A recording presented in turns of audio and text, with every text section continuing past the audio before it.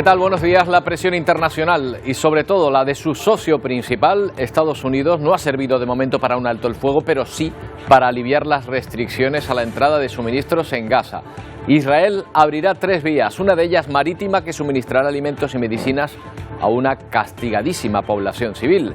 Al mismo tiempo, los ciudadanos israelíes hacen acopio de agua, conservas y generadores eléctricos por temor a la respuesta de Irán al ataque israelí en Damasco. Suenan otra vez tambores de guerra. If we don't see the changes that we need to see, there'll be changes in our own policy.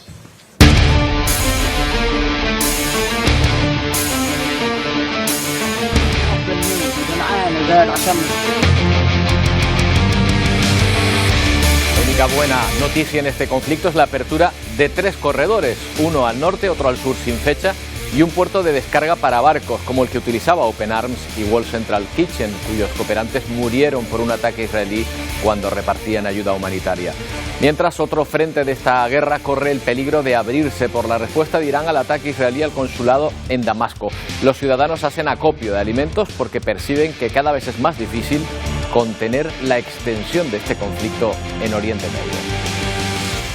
Bien, pues parece que la tibieza de Estados Unidos con Israel va quedando poco a poco de lado. El propio presidente Biden ha condicionado la ayuda de Estados Unidos a la mejora de la situación de los civiles palestinos. Nos lo cuenta desde Estados Unidos Carolina Valladares. El presidente de Estados Unidos, Joe Biden, dijo este jueves al primer ministro israelí Benjamin Netanyahu que la situación humanitaria general en Gaza es inaceptable y advirtió a Israel que tomara medidas para abordar la crisis o enfrentaría las consecuencias. La conversación de 30 minutos fue la primera llamada telefónica entre los dos líderes desde que un ataque israelí mató a 7 trabajadores humanitarios de la ONG Wall Central Kitchen el pasado lunes en Gaza. Las muertes han provocado consternación dentro de la Casa Blanca y, a juzgar por el tono de la conversación, Biden habría alcanzado un nuevo nivel de frustración con la campaña militar de su aliado israelí. El presidente Joe Biden dijo en un comunicado el pasado martes que estaba indignado y desconsolado por las muertes causadas por la conducta bélica de Israel. Por su parte, el primer ministro israelí Benjamin Netanyahu dijo en un mensaje televisado que el ataque fue no intencionado y que habrá una investigación. La administración esperará los resultados de la investigación de Israel, dijo el miércoles a los periodistas el asesor de comunicaciones del Consejo de Seguridad Nacional, John Kirby. Desde Washington, Carolina Valladares, de La Voz. La presión internacional con Israel parece que comienza a dar sus frutos. Netanyahu ha decidido reabrir 2 nuevos pasillos humanitarios en Gaza. Uno de ellos es el cruce de Erez, clave en el norte de la franja, y el otro el puerto de Ashdod. Mucho ha pesado el malestar en la Casa Blanca. El presidente está disgustado con los ataques a los trabajadores humanitarios. Son inaceptables. Israel debe cambiar las medidas que está tomando, ha dicho el secretario de Estado norteamericano Anthony Blinken. La tensión en Israel sigue en aumento. Se refuerzan las medidas de seguridad en previsión de posibles ataques con la amenaza iraní de fondo. Durante años Irán ha trabajado contra nosotros y por lo tanto nosotros estamos ahora trabajando contra ellos, advierte el primer ministro Netanyahu. El ejército no concede permiso a sus soldados y antes, al contrario, busca nuevos reservistas en un clima de tensión evidente, acusado por las muertes de militares y asesores iraníes en Damasco y por los que el ayatolá Jamenei, de rezo a las últimas horas, ha anunciado venganza. También se plantea a Israel cambiar algunas tácticas de guerra tras lo sucedido con Wall Central Kitchen, crimen que sigue bajo investigación, mientras continúan las protestas internas en el país contra el propio Netanyahu, muchas protagonizadas por familiares de los rehenes de Hamás. Precisamente Hamás reconoce en las últimas horas que las negociaciones para el alto el fuego siguen estancadas. Sobre el terreno, el paisaje de destrucción se perpetúa en una región donde ya se contabilizan más de 33.000 muertos, una cifra que se pretende congelar con la nueva posición norteamericana y la aparente mejora de las condiciones de trabajo de las ONGs. En Polonia, ayer se realizó una vigilia en honor a Damian Sobol, uno de los 7 miembros de Wall Central Kitchen que perdieron la vida en Gaza. Cientos de personas se reunieron con flores y velas cerca de la estación de Semil, una estación de tren donde Sobol comenzó su labor humanitaria ayudando a los ucranianos que huían de su país tras la invasión rusa en febrero de 2022. Damián Sobol y sus 6 compañeros muertos participaban en una acción humanitaria de World Central Kitchen junto a Open Arms, que había conseguido llevar ayuda hasta la costa de Gaza. Laura Lanusa es responsable de comunicación de Open Arms. Buenos días, Laura. Hola, buenos días, ¿qué tal? Bueno, de alguna manera entiendo que su organización siente estas pérdidas como suyas propias, ¿no? Absolutamente. Llevamos trabajando con el equipo de World Central Kitchen desde el mes de febrero aproximadamente y juntos logramos abrir este corredor humanitario en el mes de marzo en un primer viaje a Gaza, y esta era la segunda vez que íbamos con toneladas de comida, esta vez con muchas más toneladas de comida en este mismo corredor. Y sí, eran ellos quienes recibían la comida que nosotros desembarcábamos en el puerto, con lo cual conmovidos, en shock y bueno, intentando entender la situación. Bueno, pues lamentamos profundamente esta situación que, como digo, entendemos que les afecta directamente. Otra consecuencia de este ataque mortal del ejército israelí es que se interrumpió la ayuda que prestaban estas dos organizaciones. ¿Dan ustedes por suspendida la misión conjunta que llevaban a cabo? Este corredor, esta operación, era un engranaje de muchas partes. Durante la puesta en marcha del corredor como tal, tenía muchísimos desafíos y el operativo era el más complicado, más allá de, evidentemente, el diplomático. Y esto constaba por supuesto, del liderazgo de World Central Kitchen, que era quien aportaba la comida en primera instancia en la isla de Chipre. Nosotros hacíamos este transporte marítimo, esta logística, y superábamos el obstáculo final de la última milla en el desembarco en un espigón, donde estaba el equipo de World Central Kitchen y todo el equipo de World Central Kitchen que está en Gaza, con sus 65 cocinas en el norte de Gaza. Evidentemente, en este engranaje de piezas, la última parte, la del equipo de World Central Kitchen en terreno, es la que ahora, desgraciadamente, queda suspendida, ergo el resto del operativo queda suspendido también. Evidentemente, no se puede tolerar este tipo de acciones, estos asesinatos, no se puede tolerar que los trabajadores humanitarios, como médicos, como la población civil en general, sean el objetivo del ejército israelí. Y bueno, hasta que no haya unas condiciones que puedan garantizar la seguridad de todo el mundo, es imposible ni siquiera plantearnos volver otra vez. Tengo entendido que las ONG se coordinan con el ejército israelí para cualquier movimiento sobre ese terreno. El convoy con los cooperantes recibió hasta 3 ataques sucesivos mientras trataban de escapar de las bombas israelíes. ¿Usted cree que se trató de un accidente o fue un ataque, en su opinión, deliberado? Bueno, todo apunta a que efectivamente fue un ataque deliberado. Ahora mismo hay una investigación que está trabajando en ello, pero vaya, tenemos que tener en cuenta que toda la operación, desde el principio hasta el final, había sido aprobada por Israel, por el COGAT de Israel. Toda la carga había sido escaneada e inspeccionada antes de subir a bordo del barco. El barco había sido inspeccionado. Todos los movimientos, empezando por los del barco y después el equipo de World Central Kitchen de tierra, son monitorizados por el ejército de Israel. Sabían perfectamente las horas y los tiempos de esta operación de desembarco y posterior traslado a los almacenes de World Central Kitchen. Estaban perfectamente identificados los convoys. Y no es que fuera un misil y quizá no por equivocación hubiera matado a una persona, sino que fueron 3 impactos en 3 coches diferentes con una distancia de casi entre 1,5 kilómetros y 2 kilómetros entre coche y coche, con lo cual está claro, o aparentemente de entrada se ve claro que fueron a por ellos, no fue un accidente. Sí, no parece una negligencia, desde luego, son demasiadas casualidades. Pero, ¿qué interés puede tener Israel en atacar a los trabajadores humanitarios? En principio parece que todos son desventajas incluso para la propia causa israelí. Bueno, lo que hemos visto, y de hecho por eso nos activamos hace un tiempo, es que Israel, entre otras medidas sobre la población de Gaza es que está utilizando el hambre como un arma de guerra, algo que es absolutamente inadmisible. Y nosotros nos pusimos a trabajar precisamente con World Central Kitchen para intentar mitigar o intentar aliviar en la medida de lo posible esta situación, ¿no? Abriendo una nueva vía de entrada por mar de ayuda humanitaria, dado que precisamente las vías de entrada por tierra, que están mucho más accesibles y hay muchas más, el mismo ejército israelí las tiene completamente bloqueadas, ¿no? O prácticamente bloqueadas. De alguna manera, algo que parecía muy imposible al principio, por las primeras semanas nos pusimos a trabajar en algo que parecía algo imposible, porque el bloqueo naval de ayuda humanitaria llevaba cerrado casi 20 años, pero logramos superar esa entrada, con lo cual lo que estábamos aportando lo que estábamos haciendo al final es contrarrestar el uso del hambre como arma de guerra.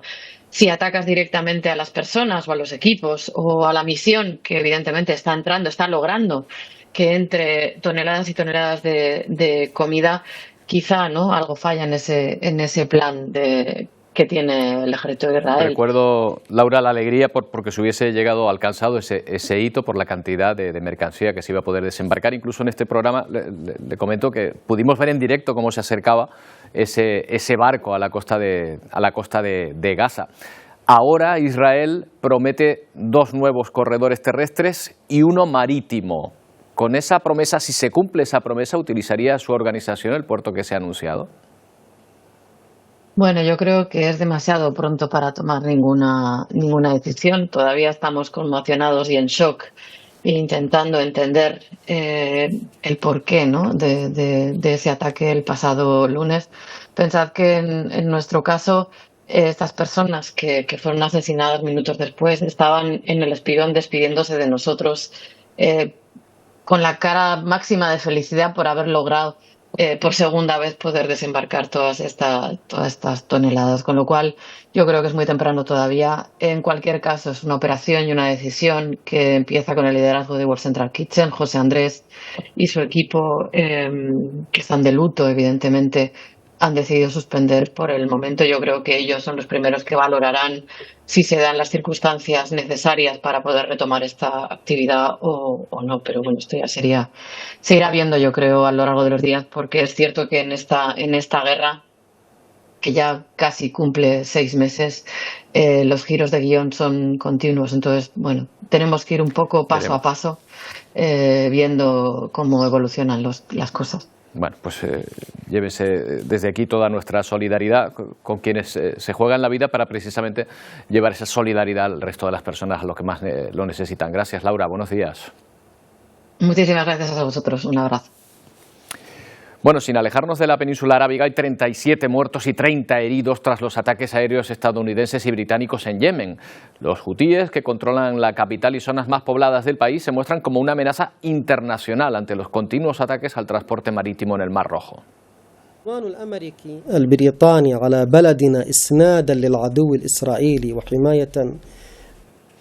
ese era el líder de este grupo armado reivindicando la dureza de los aliados de Israel en su territorio, criticando más bien esa dureza. Sin embargo, expresa la incapacidad del enemigo, dice, para prevenir sus ofensivas a los barcos que navegan en ese mar. Vaya, que a pesar de los ataques, dice el líder de este grupo, que no está sirviendo de mucho. Cambiamos de escenario bélico. En Kharkov, en Ucrania, es la segunda ciudad de este país más importante y sus más de 1.300.000 habitantes se han quedado sin luz ni agua por los ataques rusos. Es la consecuencia de la falta de defensas antiaéreas. Ahora la OTAN promete que incrementará la entrega de estos sistemas fundamentales para interceptar los misiles rusos. Así se escucha el zumbido de un dron bomba antes de su impacto.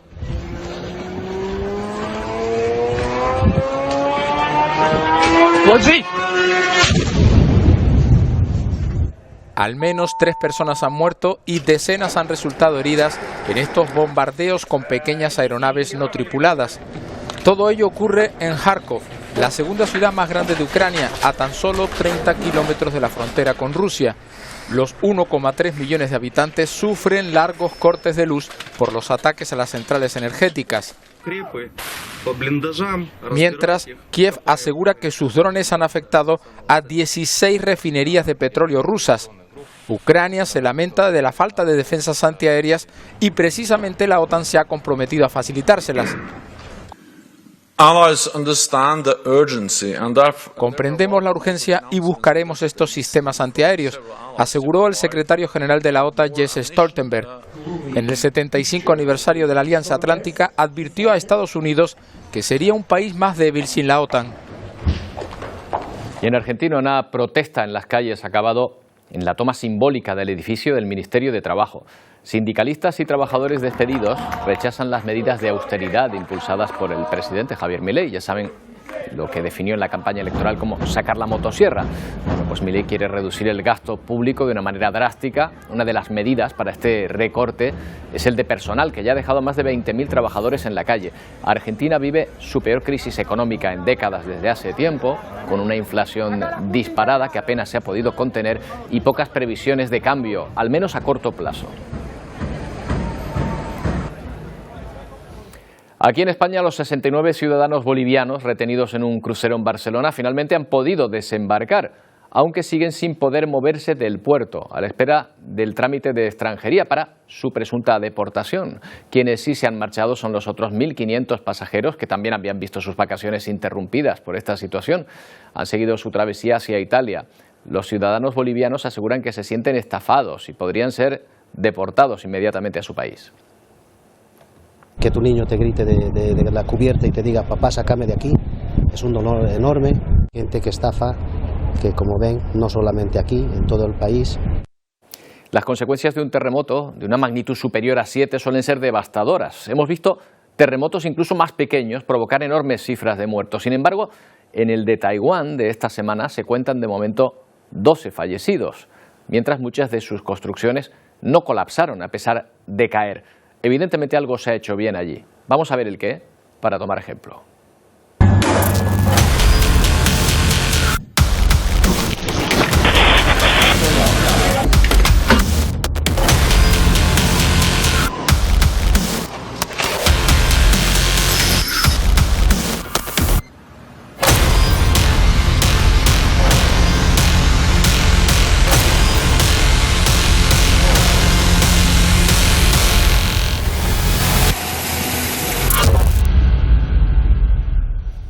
Bueno, pues es la imagen en directo ahora mismo, es de noche en Taiwán, uno de los edificios que colapsó, que no llegó a colapsar, que cayó, mejor dicho, por el terremoto, lo podemos ver ahí, son las 6:20 de la tarde en Taiwán, en la zona este de la isla siguen las labores de desescombro, ya lo ven, de algunos de esos edificios afectados por el temblor. Afectados pero no desplomados. En este terremoto, el peor en 25 años, han resultado afectados 92 edificios, pero nos ha llamado la atención que sus daños no sean tan elevados como en otros seísmos. ¿Por qué no están más dañados estos edificios? Lidia Rodríguez, buenos días. Buenos días, Roberto. Pues sí, efectivamente, terremoto con una magnitud 7,4, hora punta en la mañana y en una isla, una ciudad que está prácticamente masificada, 23 millones de habitantes. Todo un milagro que, al menos a esta hora, tan solo hablemos de 12 muertos. Esto tiene una clave y es la gran formación que tiene Taiwán para hacer frente a los seísmos, a los terremotos. Primero porque lo estudian desde el colegio, desde que son pequeñitos, enfrentarse a este tipo de movimientos. Y segundo, Roberto, por la construcción, una construcción que se rige por unas estrictas normas. Nos ha llamado mucho la atención, lo veíamos antes, que esos edificios que estaban prácticamente en el epicentro apenas estaban dañados, tenían un derrumbe parcial, algo que les permitía a los habitantes salir de ellos, de esos edificios, pues con algunos daños, pero bueno, que podría haber sido una gran tragedia, Roberto. Sí, casi se han quedado como una torre de Pisa, ¿no? ¿Qué habría pasado, Lidia, con esos edificios si no tuvieran medidas antiterremoto?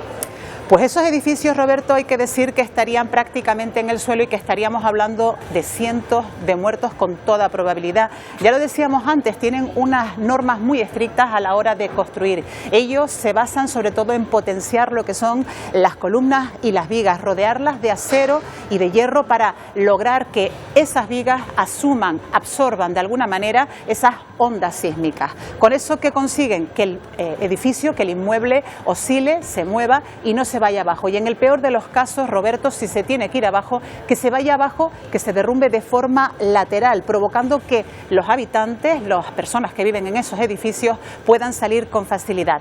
De lo contrario, pasaría lo que hemos visto en muchos otros países, que el edificio colapsa de arriba abajo, arrastrando todo prácticamente desde el centro hacia el exterior. Y eso, sin duda, hubiera provocado cientos y cientos de muertos. Roberto. Gracias, Lidia. Amadeo Benavent es catedrático de Estructuras de la Universidad Politécnica de Madrid y responsable del Grupo de Investigación de Ingeniería Sísmica. ¿Qué tal, Amadeo? Buenos días. Hola, buenos días. Encantado. Bueno, esos edificios que no han colapsado en Taiwán es porque contaban con esas medidas, evidentemente, ¿no? Bueno, efectivamente, el comportamiento de las estructuras tiene mucho que ver, como han dicho ustedes, sobre todo con la normativa que se ha utilizado para construirlos, que sea una normativa moderna y actualizada y que se hayan seguido pues las estrategias que hoy en día, con el nivel de conocimientos que tenemos, pues se sabe que funcionan, efectivamente. Claro, hoy en uno que hemos visto, disculpa, Amadeo, que estamos viendo ahora en imágenes, es que no se habían roto ni los cristales de las ventanas. Efectivamente. Hoy en día hay dos tipos de formas de proyectar estructuras frente a terremotos. Una sería lo que podríamos llamar las formas o las estrategias convencionales y la otra las estrategias avanzadas. Las estrategias convencionales modernas lo que hacen es preparar la estructura para que después de un terremoto sufra daños que se aceptan por motivos económicos, pero que no colapse, es decir, que no caigan unas plantas sobre otras y de esa manera permita evacuar el edificio y no produzca víctimas humanas. La otra estrategia, que son las estrategias avanzadas, consisten en instalar dentro de los edificios unos dispositivos especiales que pueden ser de tres tipos. Disipadores, el primer tipo son disipadores de energía, que son pues algo parecido a los amortiguadores de los coches. El segundo tipo son aisladores de base, que son unas gomas que se colocan en el arranque de la estructura. El tercer tipo son sistemas de masas sintonizados, que es, por ejemplo, lo que tiene el edificio Taipei 101, que prácticamente no se ha movido y no ha experimentado ningún daño durante ese terremoto, porque tenía un sistema de masas con amortiguadores que ha permitido protegerlo. Entonces, estamos hablando de uno de los edificios más altos de ahí, de Taipei, ¿no? Efectivamente, sí, es un edificio creo que es de cerca de 400 metros de altura, sí. Tremendo, tremendo mantener en pie este edificio.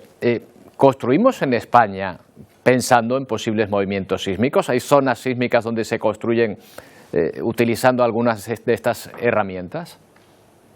En España tenemos un problema grave.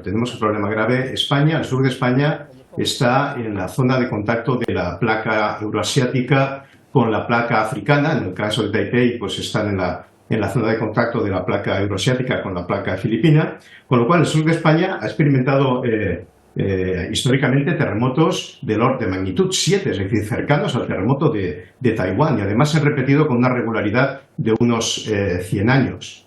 El problema en España es que tenemos una normativa que está completamente obsoleta y además no tenemos normativa sísmica para preparar, para rehabilitar sísmicamente a las estructuras existentes, que es algo que deberíamos hacer para prepararnos para el terremoto, que no sabemos cuándo, pero vendrá, porque, repito, un terremoto intenso tiene estos periodos aproximadamente de retorno. Y la normativa en España, en vez de hacer lo que se ha hecho en toda Europa, que es adoptar la normativa europea, los llamados eurocódigos por remisión directa, pues aquí se ha seguido haciendo durante años, durante décadas, normativas nacionales que lo que hacían era mezclar partes de normativas europeas con normativas españolas antiguas y al final pues el resultado es una norma incoherente, y en el caso de la última propuesta que hizo el año pasado en la Administración de una nueva norma sísmica, esta mezcla de normativas es directamente insegura, es decir, puede conducir a estructuras que colapsen, porque se cogieron una parte de los eurocódigos, se quitaron 435 referencias a otros eurocódigos por la nada, o por referencias a normativas españolas que son incoherentes, que son incompatibles con ellas, con lo cual era una propuesta de norma que estaba llena de agujeros de seguridad, y yo me atrevería a decir que era incluso peor que la que tenemos ahora. Afortunadamente hubo una reacción muy fuerte por parte de centenares de catedráticos y profesores de universidad, de profesionales, de arquitectos, de ingenieros, de consultorías de estructuras, de asociaciones como el Instituto de Ingeniería de España, que agrupa más de 80.000 ingenieros en todo el país. Y afortunadamente esa propuesta de nueva norma sísmica nunca llegó al Consejo de Ministros, con lo cual no se ha aprobado.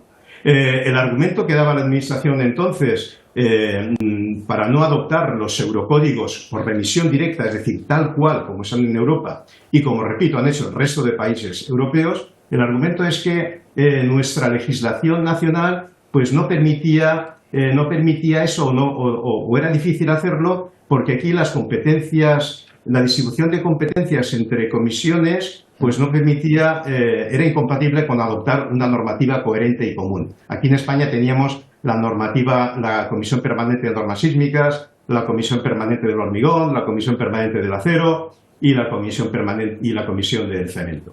O sea que al final lo que viene a decir es que la existencia de esas comisiones que vienen a garantizar un poco pues la idoneidad de la construcción es lo que está impidiendo que se adopten medidas para hacer construcciones idóneas frente a los movimientos sísmicos. Efectivamente, y lo que le respondíamos a la Administración es que la seguridad de las personas está por encima de cómo se distribuyen las competencias en la Administración. Y tengo que decir que afortunadamente hace 2 o 3 semanas se aprobó un Real Decreto que ha eliminado esas comisiones. Las ha eliminado, ya no existen. Con lo cual, yo espero que decían que era el impedimento para no adoptar los eurocódigos, pues allá en el terreno y en poco tiempo tengamos los eurocódigos en España, como en el resto de Europa, tengamos los mismos niveles de seguridad de nuestras estructuras frente al sismo que tiene el resto de Europa y además estemos preparados para futuras actualizaciones que van a ser están muy próximas de la normativa. Bueno, pues me alegra oír eso porque al principio de su disertación la verdad es que no nos quedábamos muy tranquilos, Amadeo, y ahí está además el ejemplo de un caso de éxito, el de Taiwán, viendo la situación y al que hemos asistido en muchísimas otras ocasiones de la destrucción que puede provocar un terremoto cuando no se está preparado. Muchas gracias por su tiempo, Amadeo. Buenos días. De acuerdo, buenos días. Hasta luego. Bueno, y precisamente hacemos una pausa fijándonos en las labores de reconstrucción. Ahora vemos una situación como la de este edificio de otra manera, entendiendo por qué esa situación, por qué ese edificio no ha colapsado, no se ha desplomado completamente, sino que ha caído de lado, permitiendo que la mayoría probablemente de sus vecinos hayan podido salir con vida, preservando la estructura incluso del edificio, que ahora sí ya está en las labores de derribo. Una pausa y volvemos.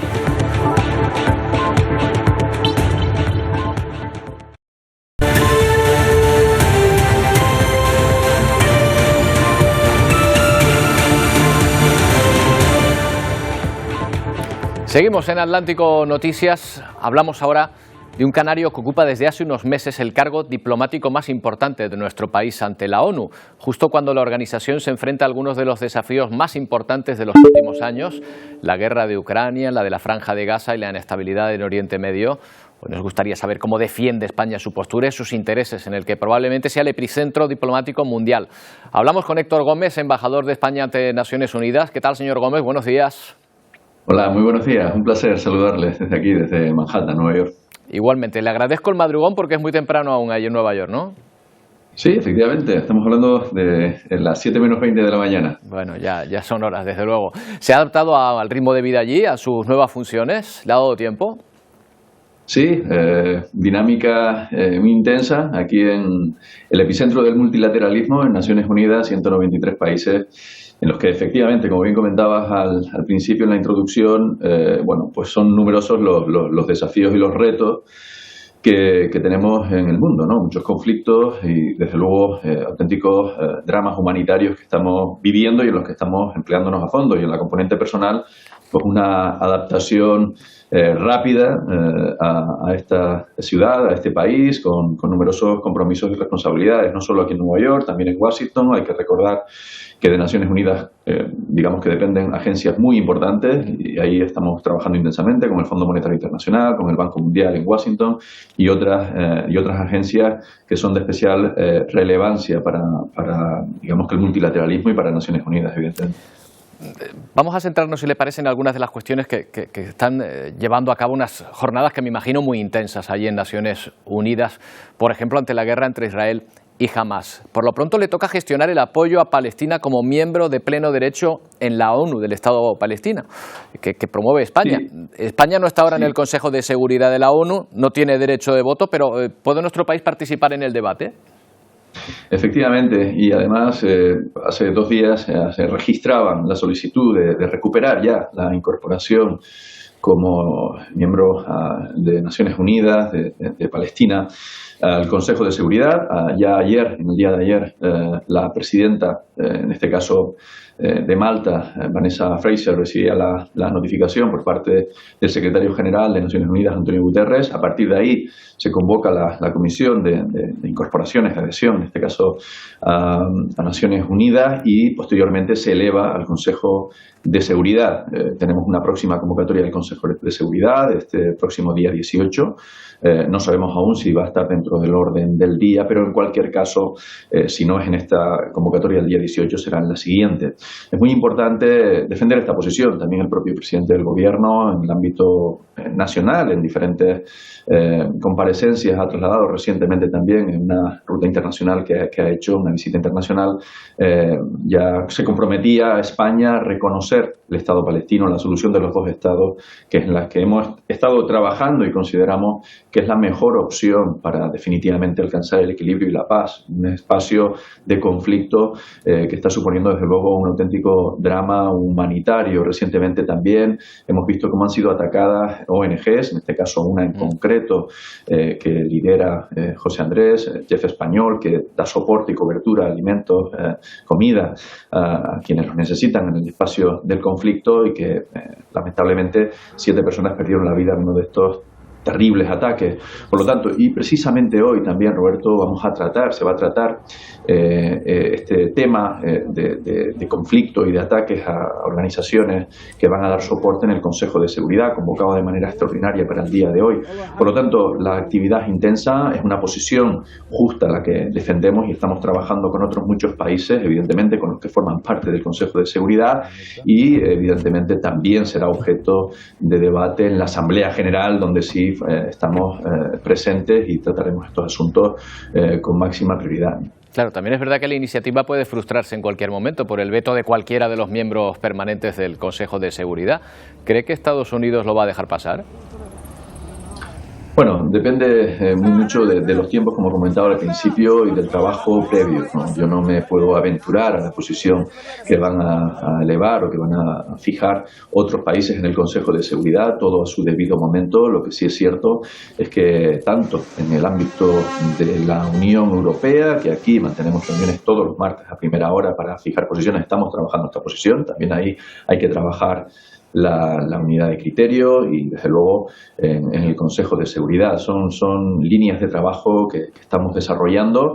No es sencillo, en el sentido de que otros países mantienen otras posiciones, pero lo que es más importante, y en eso sí que coincidimos todos, en el deseo de contar con una paz definitiva, con un alto al fuego. El pasado 25 de marzo, aquí el Consejo de Seguridad, también con la extensión de Estados Unidos, acordó una resolución de alto al fuego en Gaza. Es una necesidad, imperiosa necesidad, de poner punto y final a una guerra que se está cobrando vidas y que desde luego está suponiendo un auténtico impacto en la sociedad mundial. No quiero olvidar también lo que sucede en Ucrania y en otros puntos de conflicto, pero ahora mismo nuestra prioridad es alcanzar ese alto fuego, que se cumpla la resolución del Consejo de Seguridad y que alcancemos esa paz, ¿no? Mire, pues señor Gómez, estamos hablando con usted y justo ahora se hace público que el Consejo de Derechos Humanos de la ONU pide que Israel rinda cuentas por posibles crímenes de guerra en Gaza. Está claro que esta situación diplomáticamente, que es el ámbito del que estamos hablando, está teniendo un coste para Israel, pero ¿qué coste puede tener diplomáticamente para nuestro país el situarnos en contra también de los intereses israelíes? Creo que lo importante es que nos situemos en a favor de la defensa de los derechos humanos, en contra de conflictos bélicos que se cobran vidas humanas. Ese es el principal activo que debe mover la acción de un país. Evidentemente, en el espectro, en el ámbito diplomático, siempre deben existir cauces, de ahí la existencia de un organismo multilateral donde podemos entrar en la misma mesa países con planteamientos y visiones completamente diferentes, incluso se encuentran en conflicto, pero esa es el gran activo del multilateralismo, la búsqueda de puntos de encuentro. Pero hay que estar del lado de la paz, hay que estar del lado de la búsqueda de puntos de encuentro y evidentemente en contra de guerras que no llevan absolutamente a nada. Esa es la prioridad de España, es la prioridad también de Naciones Unidas, y en eso está trabajando el secretario general Antonio Guterres, poniendo en marcha todos los mecanismos de Naciones Unidas, que no son pocos, para alcanzar, digamos, que esa paz que todos deseamos. Hay otra noticia que ha anunciado el gobierno español y que también afecta a su departamento, señor Gómez. España va a llevar a la ONU la derogación de la Ley de Memoria Histórica Aragonesa. ¿Ya le han dado instrucciones desde Moncloa sobre este asunto? ¿Es usted quien lo va a gestionar? No, en este caso, efectivamente, en el día de ayer anunciaba también desde el Gobierno de España, el presidente del Gobierno, pero es el caso de Naciones Unidas en Ginebra. Esto recae sobre el relator responsable de atender este tipo de peticiones en Estados países que así lo consideran o elevan, que se vulneran derechos en este campo, pero pivota, digamos, que sobre la Oficina de Naciones Unidas en Ginebra. No obstante, evidentemente, por la relevancia y el impacto, pues haremos un seguimiento exhaustivo a cómo evolucionan estos acontecimientos y los pasos que van a dar también en el ámbito autonómico. No solo en Aragón, sino parece que en otras comunidades autónomas también están avanzando en esa dirección. En todo caso, ¿no le resulta un asunto muy local para una institución que debate asuntos a nivel mundial? Bueno, el relator realmente atiende este tipo de peticiones en Ginebra y es el que debe velar, tanto en el Parlamento Europeo, en el Consejo, por el cumplimiento estricto de los pilares sobre los que pivota la ley de memoria. Por lo tanto, su función, y el Gobierno ha considerado oportuno elevarlo, y a partir de ahí que atienda esta petición y que garantice, digamos, que se legisle de la manera correcta en el ámbito nacional y evidentemente en el autonómico, que es el que estamos tratando, ¿no? Por lo tanto, si así lo ha considerado el Gobierno es porque tiene, digamos, que información e indicadores suficientes para garantizar, digamos, que el cumplimiento estricto de la ley de memoria.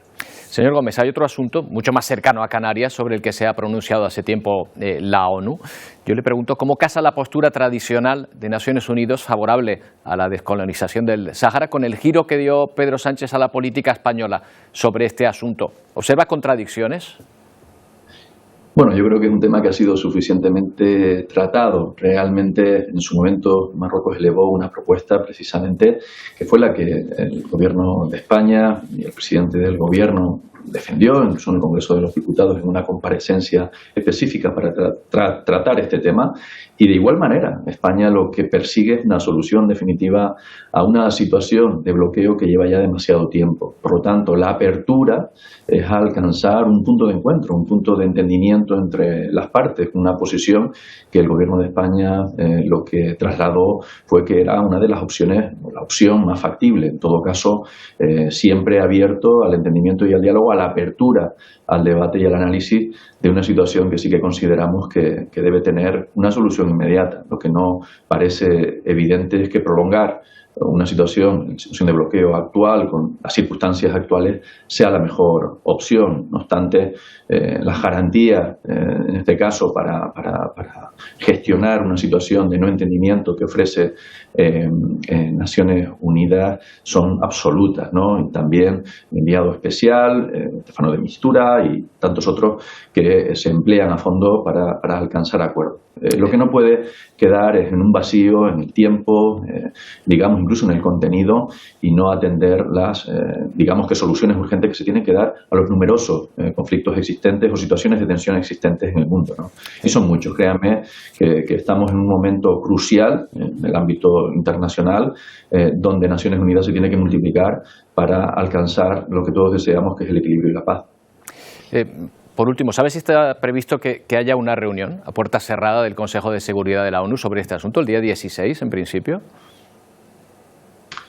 El día 16 está previsto una reunión en el día de hoy, está previsto el día 17 una reunión que ya ha sido convocada del Consejo de Seguridad precisamente para tratar otros temas de máxima urgencia, también atendiendo a la situación de UNRWA, de la agencia que atiende, digamos, que este drama humanitario de refugiados y que, bueno, pues hemos celebrado numerosas reuniones para seguir incorporando y facilitando más recursos económicos a UNRWA, porque dada una situación puntual que se ha dado, determinados países han dejado de facilitar los recursos suficientes para que pueda esta agencia seguir operando y atendiendo a quien más lo necesita en esta situación de conflicto. Eso será el próximo día 17 y a partir de ahí pues tenemos previsto la del día 18 también del Consejo de Seguridad, donde se van a tratar pues numerosos temas que son los ordinarios dentro de las presidencias rotatorias del Consejo de Seguridad. Este tema en concreto no aparece en el orden del día fijado en estas convocatorias de las que tenemos conocimiento aquí en la misión de España en Naciones Unidas.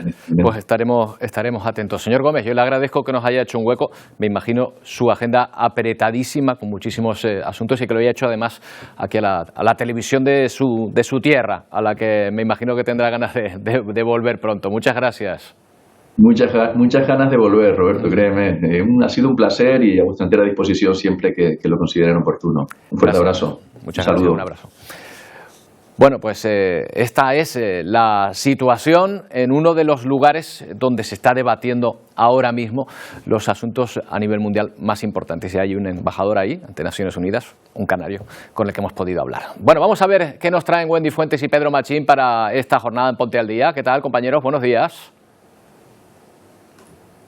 ¿Qué tal, Roberto? Muy buenos días. Pues enseguida comenzaremos Ponte al Día abordando muchísimos asuntos, entre ellos la complicada situación que quieren denunciar desde el gremio de la enfermería. El número de agresiones verbales, físicas e incluso sexuales de pacientes a profesionales ha ido aumentando a lo largo de los años y lo cierto es que tan solo se denuncia 1 de cada 10. Nos lo van a contar desde el propio Colegio Oficial de Enfermería de Las Palmas. Bueno, en un tono muy distinto y le vamos a preguntar a la audiencia si son muy supersticiosos, si la situación es como pasar debajo de una escalera que se cruce un gato negro, ir de amarillo, que se rompa un espejo, les puede crear pánico. Respeto, sepan ustedes que puede afectar a la salud, más allá de que pueda formar parte de nuestra cultura popular. Hoy vamos a abordar este asunto en nuestra sección de Psicología con Leocadio Martín.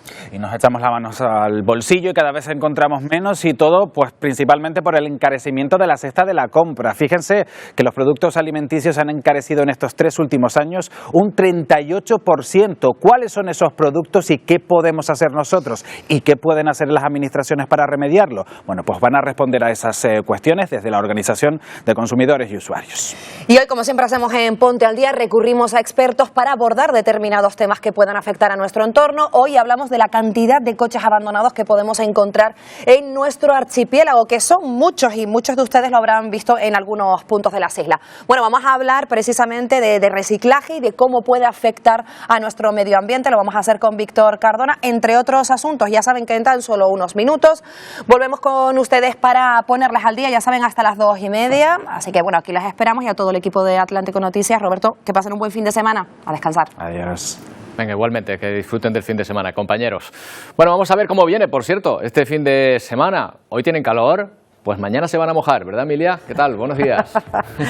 Buenos días, Roberto. Sí, vamos a tener un poco de todo. Tenemos el verano hoy, mañana tendremos el invierno y el domingo tendremos la primavera. Así que muy variadito viene el tiempo. Vamos con la imagen de satélite, una imagen que nos muestra dónde está ese sistema frontal que nos va a visitar en las próximas horas. Es bastante llamativo. Lo que ocurre es que la parte más llamativa del frente no va a tocar el archipiélago. Esa, donde se generan las tormentas, se va a ir hacia la península. A nosotros nos llegará a partir de mañana a mediodía, pues restos de inestabilidad, un frente ya en frontólisis que se llama, que quiere decir que se va deshaciendo poquito a poco. Hoy hemos tenido nubosidad de tipo alto, sobre todo a primera hora entrando por las islas occidentales, a esta hora cielos bastante despejados y ligera calima. De hecho, se ve bastante bien en la imagen de satélite en el canal visible la ligera calima y vemos como ese viento del sureste pues impulsa ese polvo en suspensión, sobre todo a Fuerteventura, Lanzarote. No llega del todo a la isla de Gran Canaria y tampoco va a pasar a mayores. Esta se irá retirando. Como ven, cielos bastante despejados y a destacar las temperaturas Ya durante la madrugada eran altas, pero a esta hora de la mañana, por ejemplo, hay 28 grados en San Bartolomé de Tirajana, en Tuineje, 28 grados cercanos a los 28 grados también en Arona, en el sur de Tenerife, así que son temperaturas elevadas y van a ir a más a lo largo del día. ¿Qué va a ocurrir en las próximas horas? Vamos a ver, tenemos el anticiclón totalmente desplazado, en su lugar esa perturbación que nos envía aire frío de las capas altas de la atmósfera, que hace cambiar el viento, que durante las próximas horas será del noroeste para luego girar el domingo a norte y nordeste, y que además va a hacer que se retiren esas temperaturas elevadas que vamos a tener durante la jornada de hoy. ¿Cómo se traduce ese bajón en las temperaturas? Pues se traduce, ahora lo vamos a ver, pero antes las precipitaciones que pueden dejarnos ese sistema frontal, pues sobre todo en el norte y este de La Palma, norte, sureste y este de la isla de Tenerife y de Gran Canaria. Durante la jornada, atención, del sábado desde las 11 de la mañana aproximadamente hasta las 4 o 5 de la tarde. Luego ya saldrá por las islas orientales. No creemos que dejen precipitaciones importantes, desde luego en Fuerteventura y en Lanzarote, alguna gota como mucho en Lanzarote a última hora. Vamos, eso sí, con las máximas, porque todo lo que suban hoy, que decíamos ayer que subían entre 6 y 8 grados, pues bajarán mañana entre 6 y 8 grados, incluso más. Fíjense en esos colores lila que indican, según la leyenda, pues que bajan entre 6 y 8 grados menos respecto de hoy. Por lo tanto, la previsión para la jornada de mañana sábado va a estar marcada por la entrada de ese frente, los chubascos ocasionales, sobre todo en el norte de las islas con mayor relieve, y luego ya de paso en la vertiente sureste, a sotavento, menos nubosidad, aunque también podría caer alguna gota por la tarde en Gran Canaria, y menos nubosidad también en Fuerteventura y Lanzarote, con temperaturas que van a ir en moderado descenso, pero aún seguirán siendo altas porque hoy han subido bastante. Y el domingo, ¿qué vamos a tener? Pues el domingo una jornada bastante tranquila, con intervalos nubosos generalizados en la cara norte de las islas, con viento, recuperamos los alisios del nordeste que se van a intensificar, y temperaturas, eso sí, ya más primaverales, entre 23 y 24 grados. Fuerte marejada en las costas del norte, peor el mar mañana sábado que el domingo, así que precaución, Roberto. Bueno, pues precaución, y sobre todo con el mar hoy, que es cuando más calor va a ser, y bueno, el domingo con la primavera. Mañana igual hay menos gente animada con eso de que llega lluvias también. Emilia. Hay que aprovechar porque el calor que viene la semana que viene es tremendo. Oh, bueno, ya me lo estás adelantando. Gracias, Emilia. Buen fin de semana. Buen fin de semana. Bueno, pues ya ven, este abril, para arriba, para abajo, en fin, un tiempo loco. Pero nos vamos a despedir con música, porque este 5 de abril se cumple el 30 aniversario de la muerte de Kurt Cobain, líder de Nirvana, cantante ya mítico, que se quitó la vida un día como hoy en 1994 y pasó a convertirse en una leyenda.